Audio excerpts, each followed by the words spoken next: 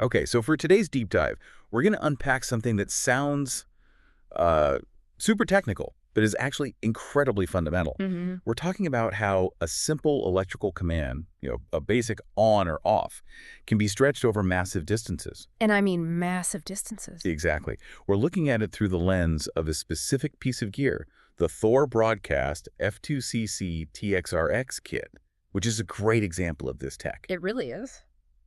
So our mission today is to figure out what contact closure and TTL actually mean, and why using fiber optics for this is so much better than just running a long copper wire. That's a great way to frame it, because at its core, this device is just a remote relay.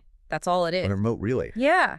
Contact closure is just a fancy term for flipping a switch. You short two little pins on the transmitter box, Okay. and instantly, miles away on the receiver box, an identical circuit closes, current flows, a device turns on. So you can open a gate or turn on a light from, like, the next town over. Precisely. It's a simple binary command, on or off. That makes sense. Yeah.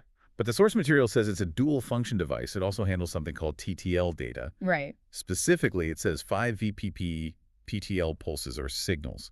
So what's the difference between that and the simple on-off switch we just talked about? Okay, so if the contact closure is a sledgehammer, just on or off, TTL is more like a scalpel. A scalpel, I like that. Yeah, TTL, which is transistor logic, is all about timing. It's a digital signal that relies on very, very precise voltage levels, that 5 volts peak to peak. And why is that precision so important? Because if that pulse gets distorted by even a tiny bit of electrical noise, the whole command can fail. It's used for things that need perfect synchronization. Okay, I think I'm starting to see why fiber is the key here. It's about noise, isn't it? It's all about noise. This is the magic of using fiber. It completely sidesteps all the classic problems you get with long copper wires. You mean things like EMI and RFI? Exactly. Electromagnetic and radio frequency interference, stuff from power lines, big motors, radio towers. It can all induce a current in copper.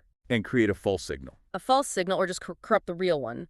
And even worse, you can get ground loops, which are a nightmare for sensitive electronics. With fiber, that's all gone. Because it's just light. There's no electricity to interfere with. None. So for that delicate 5 VPP TTL pulse, that signal integrity is, well, it's everything. So solving the noise issue is the main benefit. Hmm? But the distances here are just staggering. The base unit works for up to 20 kilometers over single-mode fiber. 20 kilometers. It's wild. And even with the cheaper multi-mode fiber, you're still getting 3,000 feet of reach. And this allows for different kinds of setups, right? Not just one transmitter to one receiver. Yeah, you can do a simple point-to-point connection, or you can set up a daisy chain, linking a whole series of devices over a huge area. So who is actually using a 20-kilometer light switch? Where does this become critical? Think about systems where failure is not an option. A big one is traffic signal control equipment. Oh, wow. Okay. Imagine a major highway interchange that's 10, 15 kilometers from the central control room.